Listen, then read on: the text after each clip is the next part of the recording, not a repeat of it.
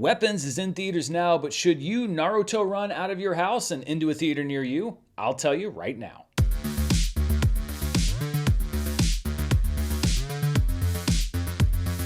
Hello, I'm Dan Murrell here with my review of Weapons, which began Thursday previews today at appropriately 2:17 p.m. Now, this is not a spoiler review in that I will not be giving out plot details beyond the basic premise and basic structure of the movie, along with, of course, my thoughts.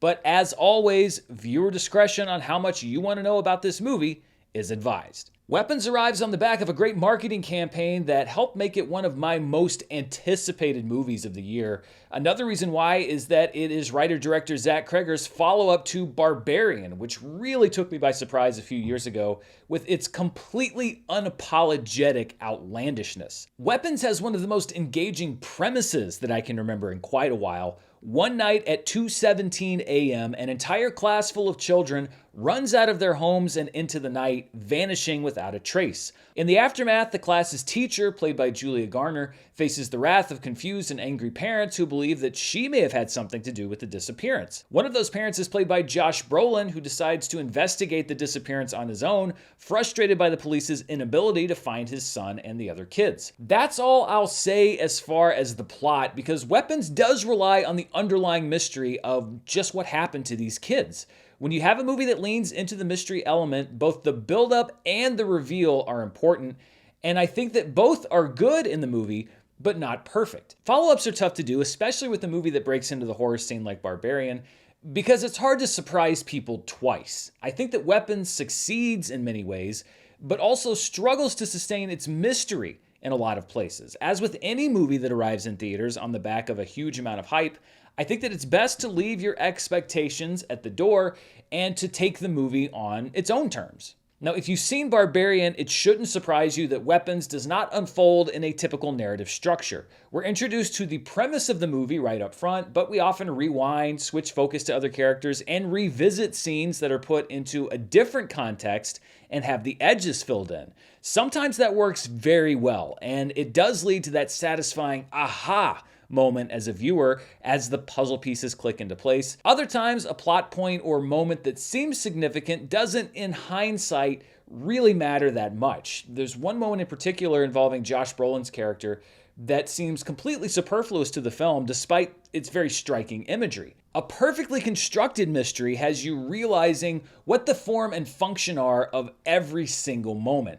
I'm not sure if that was Zach Cregger's ambition when making Weapons, but for me, it wasn't altogether the result. Having said that, there are also plot points and moments that work extremely well. Zach Cregger is great at creating atmosphere and tension, and also at creeping you out without resorting to a bunch of empty jump scares. The scariest moments in the film for me were the ones that weren't the big shock moments. And I think that Cregger employs the jumps that he does have effectively so that you don't just grow tired of them.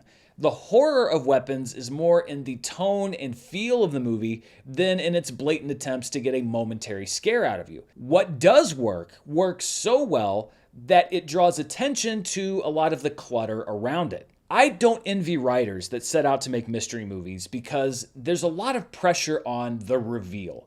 I think it's safe to say that in this movie, the build-up is much more compelling than the answer to the mystery, which, to be fair, is often the case, and doesn't mean that this is a bad movie. There are some great movies that succeed as a whole despite an obvious or underwhelming resolution. The answers to this movie's questions are definitely not obvious. They just can't live up to how compelling the questions themselves are. One thing I can't take issue with is the craft of the film itself. Every actor with a major role does an outstanding job, and what I liked about Weapons' characters is that they're all complicated, especially Julia Garner's character. She's a good teacher, but a messy person, which doesn't help when parents begin demanding answers from her. Josh Brolin is also understandably upset and obsessed over what happened to his son, but he channels that in unhealthy ways that make him more interesting. We as an audience are on his side and on Garner's side, but they don't always make that easy, which I think enhances the viewing experience. The movie also looks fantastic with cinematography from Larkin Seipel, who was also director of photography on Swiss Army Man and Everything Everywhere All at Once, among many other movies and shows and music videos. Most of these characters are walking around in a haze, and the movie successfully blurs the line between dream and reality, sometimes literally.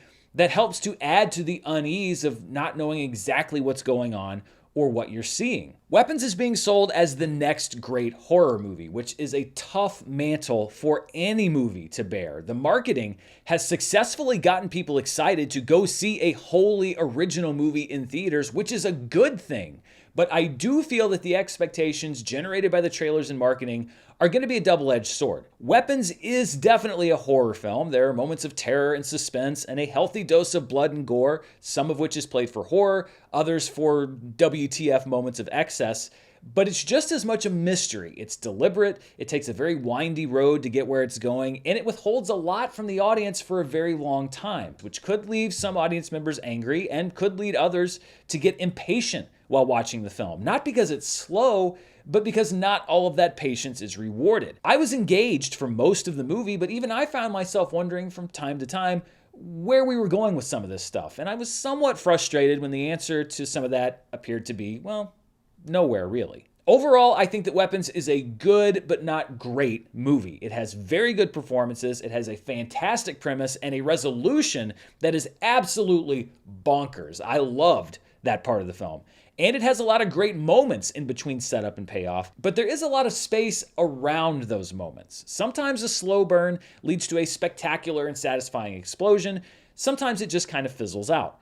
Weapons does both, and which one of those impresses/angers you the most will ultimately decide where you fall on the movie. I'm not going to say don't believe the hype, because I think some of it's justified, but I will say take the hype with a grain of salt, because it's much better to walk in and be surprised by how much you like a movie than to expect perfection and be disappointed when you don't get it. So overall, on my personal rating scale, I'm giving Weapons a rating of it's good, and it's a movie that I will probably watch again at some point, though I'm not in a rush to go back and put everything together. What I respect about it, though, is that it's definitely not safe or predictable, and I think that we need more movies like that. Zach Cregger has once again delivered a singular, memorable film that leaves me excited for what he's going to do next. I just wish that he'd refined his story and his vision just a little bit more and transformed Weapons from a good movie with flaws into what I think it had the potential to be, which is an all-time great mix of horror, mystery, and spectacular audacity. So those are my thoughts on Weapons, which, as I mentioned, is in theaters here in the US right now. What did you think? Did you go see it already? Are you planning to see it this weekend? Let me know down in the comments below, and as always, stay tuned right here for the latest in movie news, reviews, box office, and more. If you haven't subscribed yet, hit that subscribe button, hit the bell so you know when I upload a new video. But most of all, thank you for watching this video. Until next time, stay safe, and I'll see you then. Bye.